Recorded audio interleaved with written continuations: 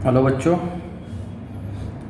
आज हम जो पढ़ने वाले हैं अकाउंट्स के अंदर स्टैंडर्ड 12 का chapter number 6 part 2 cash flow statement. Question number 18 है, पेज नंबर 286 के ऊपर, और बोर्ड जो है आपका गुजरात सेकेंडरी एजुकेशन बोर्ड। तो आप अपनी बुक का क्वेश्चन नंबर 18 और पेज नंबर 286 बोर्ड आपका GSEB का बोर्ड है आपका। ठीक है बेटा, देखो हम इसमें कैश फ्लो के अंदर डिफरेंट काइंड ऑफ एक्टिविटीज़ है, उस एक्टिविटीज़ एक एक करके एक्टिविटीज़ को हम जो है समझेंगे। पहली है ऑपरेटिंग एक्टिविटीज़, दूसरी है आपकी इन्वेस्टिंग एक्टिविटीज़, और तीसरी जो है वो आपकी है फाइनेंसिंग एक्टिविटीज़। आज हम जो पढ़ने वाले हैं वो इन्वेस्टिंग एक्टिविटीज़ के बारे में पढ़ने वाले हैं। ठीक है ना। तो सबसे पहले हम जरा चैप्टर को समझते हैं कि चैप्टर है क्या। यहाँ पे वर्ड लिखा हुआ है कैश फ्लो। ठीक है ना। कैश फ्लो का मतलब होता है कैश का आना या बढ़ना। फ्लो मतलब आपको पता ही है क्या होता है। ठीक है ना, कैश का आना या कैश का जाना। ठीक है ना। तो ये स्टेटमेंट हम क्या करते हैं, बनाते हैं इसके अंदर। अब जो समझते हैं कि इन्वेस्टिंग एक्टिविटीज़ के टाइम पर हम कौन सा कैश इन्वेस्टिंग एक्टिविटीज़ से आ रहा है जा रहा है, ये बारे में समझने की कोशिश करते हैं। अगर आपको ध्यान होगा, सबसे पहले जो मैं चीज़ आपको बताता हूँ इसमें आप ध्यान से सुनिएगा और फिर सम जो है ना आपके लिए आसान हो जाएगा। सबसे पहली चीज़, जब भी आपको इन्वेस्टिंग के सम्स आएंगे, ठीक है ना, आपको 12 बोर्ड के अंदर स्मॉल छोटे छोटे सम्स आएंगे, बड़े सम्स नहीं आएंगे। तो जब भी आपको इन्वेस्टिंग एक्टिविटीज़ के सम्स आएंगे तो उसमें आपको किन चीज़ों का ध्यान देना है, वो मेरी बात को बहुत गौर से सुनना और बहुत ध्यान से सुनना। ठीक है ना। चाहे तो वीडियो को आप पॉज करके 2 बार 3 बार 4 बार सुनना, फिर उसको आप प्रैक्टिस करने की कोशिश करना। देखो, नंबर 1 चीज़, इन्वेस्टिंग के अंदर आपको जो है ना असेट्स के बारे में सोचना है। सिर्फ किसके बारे में सोचना है? असेट्स के बारे में सोचना है। अब असेट्स आपको पता है, बिल्डिंग है, मशीन है, फर्नीचर है, लूज टूल्स है, इन्वेस्टमेंट है। ठीक है ना, ये सारी चीज़ें आपकी असेट्स होती है। तब असेट्स में भी आपको 2 चीज़ का ध्यान देना है इन्वेस्टिंग में। ठीक है ना। क्या 2 चीज़ का ध्यान देना है? एक तो आपको ध्यान देना है परचेज का, और दूसरा ध्यान देना है आपको सेल्स का। साइड सी बात, अगर आप परचेज करोगे तो आपके पास से कैश क्या होगा, जाएगा, और जब आप सेल्स करोगे तो पैसा आपके पास से क्या होगा, आएगा। तो बस इसी 2 चीज़ को जो है हम क्या करेंगे, इसके अंदर ध्यान देंगे। पैसा अगर हमारे पास आ रहा है तो कैसे आ रहा है, जा रहा है तो किसके ज़रिए से जा रहा है। परचेज का इन शॉर्ट आपको ये चीज़ ध्यान है, अगर आपने असेट्स को परचेज किया तो आपके पास से कैश बाहर जाएगा, और उस अमाउंट को हम इस अमाउंट के अंदर माइनस में लिखेंगे। कैसे लिखेंगे वो भी देखते हैं। और अगर आपने असेट्स को सेल्स किया है तो इट मीन्स ये आपके लिए क्या होगा, पैसा आएगा, और हम उस पैसे को क्या लिखेंगे, अमाउंट को प्लस में लिखेंगे। ठीक है ना। तो इतनी 2 चीज़ें आपको याद रखनी है कि आपका पैसा कब आएगा। परचेज करोगे तो पैसा जाएगा, जनरली आपको पता ही है, और सेल्स करोगे तो पैसा आपके पास आएगा। तो जहां पर असेट्स सोल्ड है या असेट्स परचेज है, ये दोनों चीज़ें आपकी इन्वेस्टिंग एक्टिविटीज़ के अंदर जाएगी।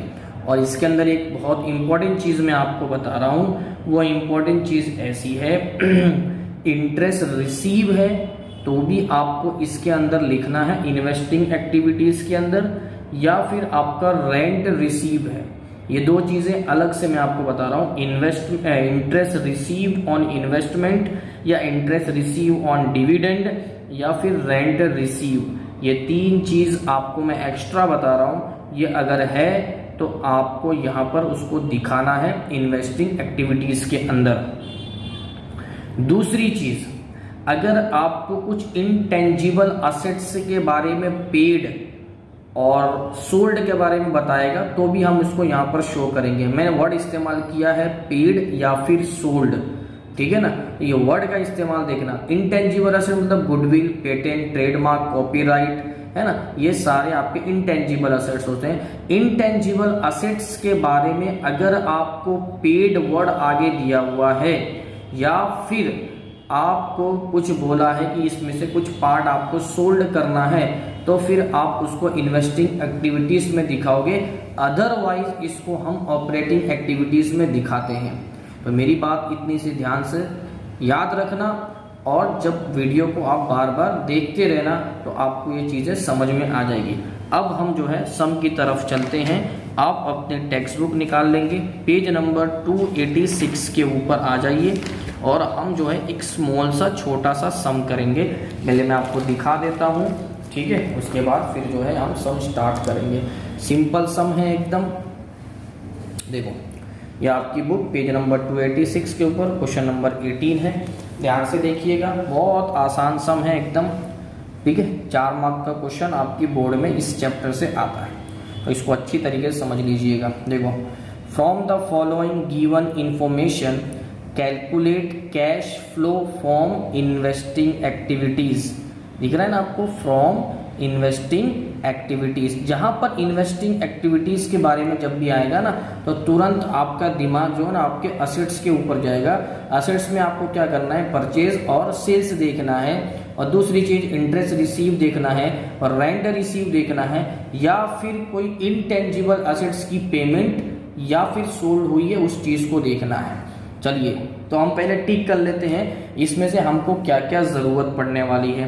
देखो, sales of non current investment, investment है आपके लिए, इन्वेस्टमेंट आपका असेट्स होता है, ये हमारे काम का है। और दूसरा क्या है, परचेज ऑफ लैंड है। देखो लैंड आपका क्या हुआ है, असेट्स होता है, और असेट्स क्या किया आपने, परचेज किया है, ठीक है ना, तो ये भी याद रख लेना। परचेज ऑफ मशीन, मशीन आपका असेट्स है और वो भी क्या है, परचेज है, ये भी हमारे काम का है। सेल्स ऑफ फर्नीचर, फर्नीचर भी आपका असेट्स है, ये भी आपके काम का है। डिविडेंड रिसीव ऑन इन्वेस्टमेंट, मैंने क्या बोला था अभी, इंटरेस्ट रिसीव ऑन इन्वेस्टमेंट हो या डिविडेंड रिसीव ऑन इन्वेस्टमेंट हो, इसको भी आपको इन्वेस्टिंग में कंसीडर करना है, इसमें भी आपके पास कैश आता है। और अब मैंने बोला था पेड फॉर गुडविल, गुडविल आपका इंटेंजिबल असेट्स है, और इंटेंजिबल असेट्स की अगर पेमेंट होती है या फिर आप सोल्ड करते हो तो उस चीज को इन्वेस्टिंग एक्टिविटीज में क्या करते हैं, हम दिखाते हैं, ठीक है ना। चलिए अब इसको किस तरीके से लिखते हैं उसके बारे में हम समझ लेते हैं, ठीक है। चलिए स्टार्ट करते हैं। सबसे पहले देखो क्वेश्चन के अंदर आपको क्या दिया हुआ है, अब देखते हैं। Sale of non current investment, ठीक है, sales of non current investment लिखेंगे हम। देखो अमाउंट कैसे लिखेंगे वो ध्यान से देखिएगा। चलिए तो यहां पर आपका आ जाएगा, देखो sales of non current investment. देखो जब आप सेल्स करोगे तो आपके पास पैसा आएगा, तो हम उसको अमाउंट लिखेंगे प्लस के अंदर 88,000, ठीक है, क्लियर है बेटा। उसके बाद आगे चलेंगे तो आपको दिया हुआ है परचेज ऑफ लैंड दिया हुआ है। परचेज ऑफ लैंड, देखो जब आप कोई चीज़ खरीदोगे तो आपके पास से पैसा जाएगा, और जो चीज़ जाती है उसको हम किस में लिखेंगे, यहाँ पर माइनस में। वहाँ से पैसा आपके पास से जाएगा, पैसा आता है उसको आउटफ्लो बोलते हैं, और जो पैसा जाता है उसको क्या बोलते हैं, सॉरी, जो पैसा आता है उसको इनफ्लो बोलते हैं, और जो पैसा जाता है उसको आउटफ्लो बोलते हैं, ठीक है ना। जब आप परचेज करोगे तो आपके पास से पैसा जा रहा है, तो जो जाएगा तो उसको हम माइनस में लिखेंगे। और एक चीज़ को याद रखिएगा आप, इसके अंदर हम सिर्फ ओनली असेट्स की बात कर रहे हैं। परचेज ऑफ लैंड, अमाउंट आपको दिया हुआ है 1,48,000, ये परचेज है, तो हम इसको माइनस में लिखेंगे ब्रैकेट के अंदर, ठीक है बेटा। तो लैंड परचेज, उसके बाद वापस दिया हुआ है आपको क्वेश्चन में purchase of machine, purchase of machine. देखो ये भी परचेज है, इस केस में भी आपके पास से पैसा जा रहा है, कितना जा रहा है आपके पास से 98,000, इसको भी हम जो है क्या लिखेंगे, ब्रैकेट में लिखेंगे। उसके बाद बेटा दिया हुआ है सेल्स ऑफ फर्नीचर, देखो सेल किया मतलब पैसा आएगा, पैसा आएगा तो हम किस में लिखेंगे, प्लस में लिखेंगे। कितना आ रहा है आपके पास, 45,000। ठीक है, ये आपकी बुक का पेज नंबर 286 के ऊपर क्वेश्चन है। वीडियो के साथ साथ आप अपनी बुक को भी ओपन करके रखेंगे। ठीक है बेटा, उसके बाद है डिविडेंड रिसीव ऑन इन्वेस्टमेंट। देखो ये दो चीज़ आपको एक्स्ट्रा याद रखनी, रेंट रिसीव हो, इंटरेस्ट रिसीव हो, इन्वेस्टमेंट हो, या डिविडेंड रिसीव ऑन इन्वेस्टमेंट हो, ये इसको भी इन्वेस्टिंग में जो है कंसीडर किया जाता है। तो हम यहाँ पर एक चीज़ और ऐड करेंगे, डिविडेंड। क्या है, डिविडेंड रिसीव्ड ऑन इन्वेस्टमेंट। कितना अमाउंट है, इसमें भी आपके पास पैसा आने वाला है, अमाउंट है 40,000। प्लस में लिखेंगे इसलिए हमारे पास पैसा आ रहा है।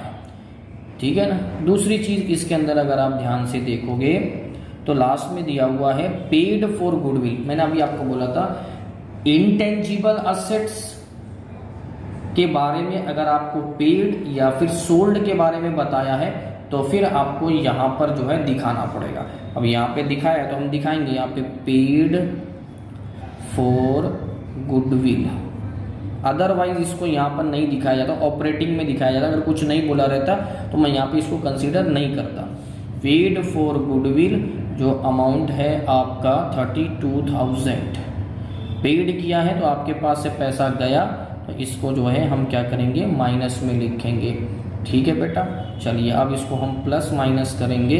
हम देखते हैं हमारे पास टोटल अमाउंट कितना है, माइनस में आ रहा है कि प्लस में, इनफ्लो है कि आउटफ्लो है। आप अपनी कैलसी में इसको प्लस कीजिएगा, माइनस कीजिएगा तो आपको पता चल जाएगा। 88,000, 45,000, 40,000 माइनस 1,48,000 माइनस 98,000 माइनस 32,000।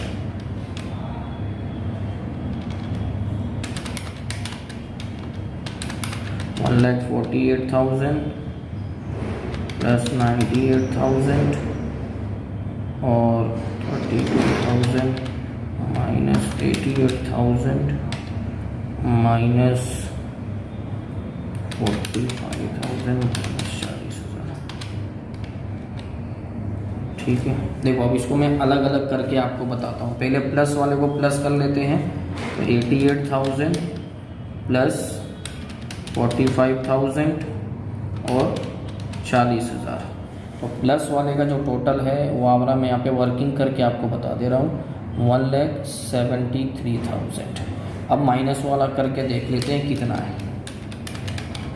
1,48,98 और 32,000। तो आपके पास है 2,78,000। अगर इसमें से आप माइनस करते हो तो आपके पास अमाउंट आ रहा है 1,05,000, लेकिन ये माइनस में रहेगा इसलिए कि बड़ा नंबर आपके पास माइनस में है। तो यहाँ पर माइनस में आंसर का मतलब ये है कि आपके पास से कैश आउटफ्लो हुआ है। ठीक है ना। तो यहाँ पे आप लिखोगे 1,05,000 और यहाँ पे लिख देना है आपको cash outflow from investing activities, cash flow from investing activities. ठीक है बेटा, इसको आप अच्छे से अपनी बुक में करिएगा और इसको बार बार वीडियो को देखना। इसके बाद जो मैं सम कराऊंगा वो आपको 2 ईयर्स दिए रहेंगे, उस 2 ईयर से आपको क्या करना है, कंपेयर करना है कि हमने असेट्स खरीदा है या फिर बेचा है, वो हम ईयर से करेंगे। तो उस वीडियो में हम उसको क्या करेंगे, एक्सप्लेन करेंगे। ठीक है ना। अभी आप इसको अच्छी तरीके से करिए, इसको समझने की कोशिश कीजिए, जो हमने बात आपको बताई है उस बात को बार बार जो है अपने दिमाग में रखिएगा। ठीक है बेटा, चलिए वीडियो को लाइक भी कर देना, सब्सक्राइब भी कर देना और लोगों में शेयर करना ताकि लोग ज़्यादा से ज़्यादा फ़ायदा उठा पाएँ।